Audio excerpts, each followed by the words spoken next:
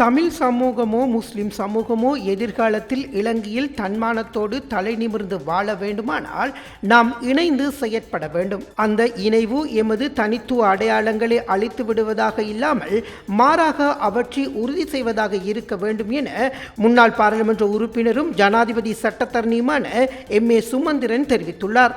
ஸ்ரீலங்கா முஸ்லிம் காங்கிரஸ் நடத்திய பெரும் தலைவர் எம்.எச்.எம். அஷ்ரஃபின் 25வது ஆண்டு நினைவேந்தல் நிகழ்வில் தோப்பாகிய தனிமரம் எனும் தொனிப்பொருளில் நிந்தவூர் அல் அஸ்கர் தேசிய பாடசாலையில் நேற்று இடம்பெற்ற நிகழ்வில் கலந்து கொண்டு கருத்து தெரிவிக்கும் போது இதனை தெரிவித்துள்ளார். 5 வருடங்களுக்கு முன்னர் சம்மாந்துறையிலே நான் அந்த நினைவு பேருரை ஆற்றிய போது அதே மேடையிலே பேராசிரியர் ரமீஸ் அப்துல்லாவும் பேசினார். இன்றைக்கும் இதே மேடையிலே அவர் பேசியிருக்கிறார். அதே பொருளை அவரும் தன்னுடைய பேச்சிலே சுட்டிக்காட்டி இருக்கிறார். ஆகையினாலே இன்றை கலையாத கனவொன்று நான் கண்டேன்.